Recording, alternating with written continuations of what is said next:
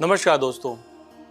आज हम बात करने वाले हैं, जो हम नेताओं की सीरीज़ की अगर हम बात करें तो इसमें आज हम बात करने वाले हैं प्रियंका गांधी जी की कुंडली के बारे में। इससे पहले हमने बात करी थी राहुल गांधी जी की कुंडली के बारे में कि क्या उनकी लाइफ में परिस्थितियां बनती हैं, कैसा उनकी लाइफ में चलता है। मैंने उस वीडियो में भी आपको बताया था कि उस वीडियो के अंदर मैंने ये बताया था कि शनि का और राहु का प्रबल होना और चंद्रमा की जो स्थिति है, अगर ये 2-3 ग्रह भी स्ट्रांग हैं तो राजनीति के अंदर वो व्यक्ति अच्छी तरक्की कर पाता है या स्टेबल हो पाता है। राहुल गांधी जी की कुंडली के अंदर चंद्रमा भी सौम्य है, बहुत अच्छी कुंडली है, एक सामान्य एक सरल कुंडली मैं कह सकता हूँ।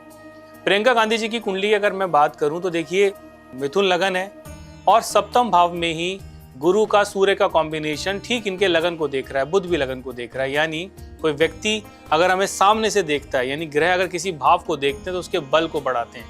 यानी ये कॉम्बिनेशन बहुत ज़्यादा स्ट्रॉन्ग बनता है, बहुत स्ट्रॉन्ग यहाँ पे कॉम्बिनेशन बनता है इनके लिए।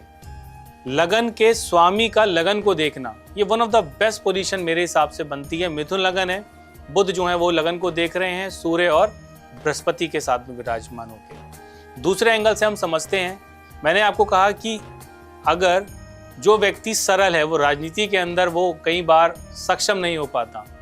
राजनीति के अंदर आपको कहीं ना कहीं राहु का एक्टिव होना, क्लेवर माइंड, इन चीज़ों का चलना बहुत ज़्यादा ज़रूरी होता है। छठे भाव के अंदर चंद्रमा का नीच का होना, राहु केतु का दूसरे और अष्टम भाव में होना। राहु केतु जिस भाव में बैठते हैं उसको थोड़ा वाइब्रेट तो करते हैं, परेशानी देते हैं, लेकिन अष्टम भाव का राहु शत्रुओं का नाश करता है।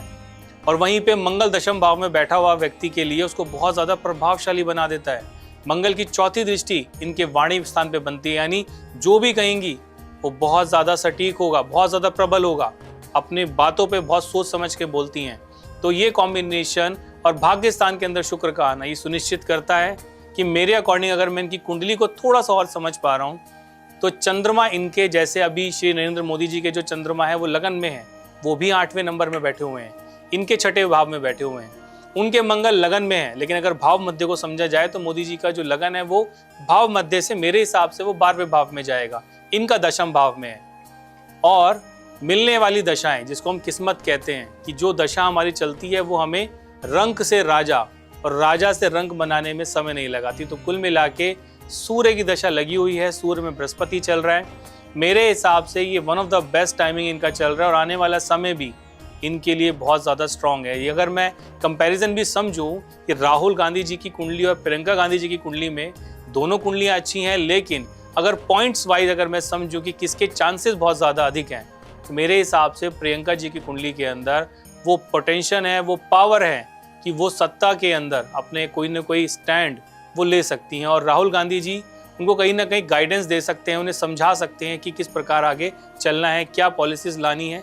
तो प्रियंका गांधी जी मेरे हिसाब से आने वाले कल के अंदर ऐसा कॉम्बिनेशन बनता है जो one of the best combination बनता है। और क्यों, कई बार क्या होता है कि हमारे दादा दादी के गुण हमारे जीवन में हमारे साथ आते ज़रूर हैं। तो इनकी जो दादी हैं, यानी जो इनकी ग्रैंड मदर है, उनके कहीं ना कहीं कुछ गुड कॉम्बिनेशन या ब्लेसिंग्स इनके साथ ज़रूर मुझे नज़र आती है। तो कुल मिला के भविष्य को लेकर इनका भविष्य बहुत ब्राइट है। और आने वाले कल के अंदर क्या पता हम देख पाएँ कि जीवन में इन्हें किसी मुकाम पे या किसी स्टैंड करते हुए किसी अच्छे लेवल के ऊपर एज अ PM भी, क्या पता इनको हम आगे देखें भविष्य के अंदर। ग्रह गोचर इनके अगर साथ देंगे तो ज़रूर ये आगे बढ़ सकती हैं। मेरे हिसाब से कंपैरिजन में बहुत अच्छा कॉम्बिनेशन है, बहुत तरीके से बात करती हैं, सोच समझ के बात करती हैं और क्या समाधान ही कर सकती हैं कि इनकी लाइफ और स्टेबल हो, इनकी लाइफ और बेटर हो।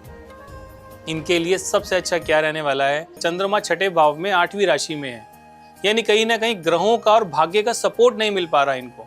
इनकी स्पीच अच्छी है, सब कुछ अच्छा है, तो उनको क्या करना चाहिए, अंधे बच्चों के जो आश्रम है, अंधे बच्चों के आश्रम में जाके वहाँ पे उनकी जो बुक्स हैं, उनकी जो किताबें हैं, उनकी कोई जो वस्त्र हैं, जो ड्रेसेस पहनते हैं, वहाँ पे जाके अगर ये दान करेंगे तो उनके लिए विशेषकर यहाँ पे लाभ होने वाला है। इसके साथ साथ अगर मैं एक समाधान और बताऊँ तो सबसे अच्छा इनके ये है कि ये जितना हो सके शिवलिंग पे जल चढ़ाएं, भोलेनाथ जी को मनाएं और ओम नमः शिवाय का वहाँ बैठ के अगर ये जाप करें, कभी भी अगर मन में सिमरण करें ओम नमः शिवाय का, तो अष्टम जो छठे भाव में जो बैठा हुआ चंद्रमा है, जो नीच का है, वो पॉजिटिव होने लगेगा। और जो हमारे कहते हैं ना, भोलेनाथ जी ने पूरा जहर पी लिया था, तो इसी प्रकार चंद्रमा की नेगेटिविटी भी भोलेनाथ जी इनकी खत्म कर देंगे तो ये कहीं ना कहीं आगे जीवन में बढ़ सकती है। तो एक छोटा सा वीडियो था आपको समझाने के लिए। आई होप आपको अच्छा लगा होगा। आज के लिए केवल इतना ही, इजाजत दीजिएगा।